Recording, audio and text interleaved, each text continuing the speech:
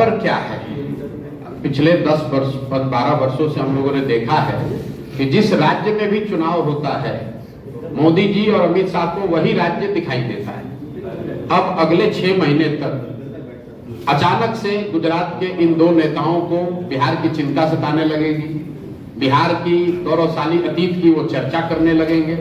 बिहार में भी कभी विक्रमशिला और नालंदा जैसे विश्वविद्यालय थे, इसकी चर्चा और इसकी याददाश्त उनकी ताजी हो जाएगी।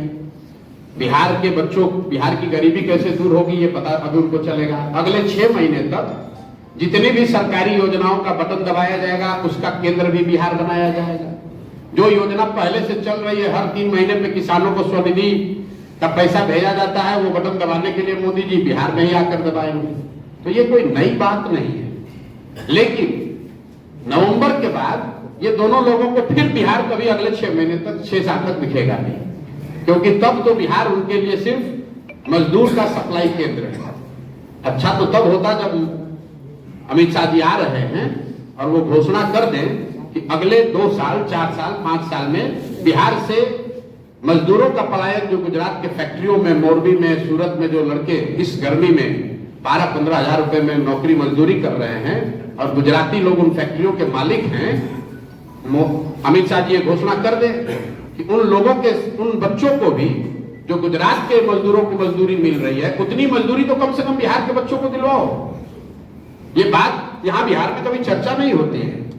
हम लोग ये सब कहते हैं कि यहां से लोग बाहर मजदूर जाते हैं, लेकिन गुजरात के मजदूरों को उसी फैक्ट्री में जो पैसा मिल रहा है और बिहार के मजदूरों को जो फैक्ट्री में पैसा मिल रहा है, उसमें जमीन आसमान का फर्क है। अच्छा तब लगेगा जब अमित शाह जी आए और बताएं कि गुजरात के जो बड़े उद्योगपति हैं उनमें से कितने लोग बिहार में उद्योग लगाएंगे। पिछले 12-15 साल में तो लगाया नहीं। तो अब जन सुराज जब यहाँ है इन बातों के लिए, तो हम लोग ये जरूर गांव-गांव जाकर कह रहे हैं कि वोट आप लीजिएगा बिहार में और सारा इन्वेस्टमेंट, सारी फैक्ट्रियां, सारी तरक्की होगी गुजरात में। ये नहीं चल सकता है। गुजरात में की तरक्की हो, हम लोग को उससे दिक्कत नहीं है। गुजरात में बुलेट ट्रेन बन रहा है। आप लोग पत्रकार महोदय लोग रोज उस पर चर्चा कर रहे हैं, टिप्पणी कर रहे हैं, न्यूज बनाते हैं। बुलेट ट्रेन बनाने के लिए भारत सरकार ने जापान से 1 लाख करोड़ रुपया का ऋण लिया है। गुजरात ने नहीं लिया है, पूरे देश ने ऋण लिया है, जिसमें बिहार का भी 13% हो गया है।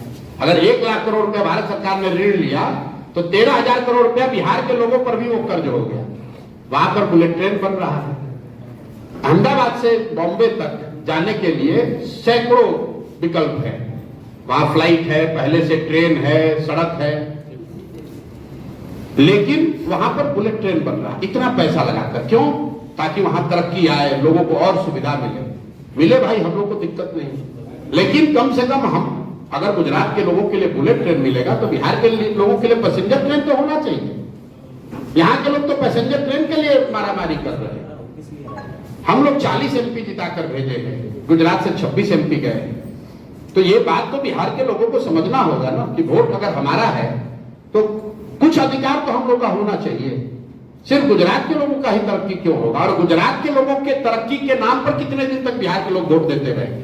जनसुराज में हम लोग गांव-गांव जाकर यही तो कह रहे हैं कि मेरे भाई, एक बार अपने राज्य की तरक्की के लिए, अपने बच्चों के पढ़ाई रोजगार के लिए वोट दे दो। गुजरात और कर्नाटक और तमिलनाडु का विकास और देश और पाकिस्तान और चाइना का बात बहुत हो गया। ये बिहार विधानसभा का चुनाव है। बिहार की तरक्की के लिए, बिहार के बच्चों के पढ़ाई रोजगार के लिए वोट दीजिए। तो अमित शाह जी जब आएंगे तो आप लोग को मौका लगे तो सवाल पूछिएगा कि पिछले 15 साल में केंद्र में उनकी सरकार है, कितनी फैक्ट्री बिहार में लगी है।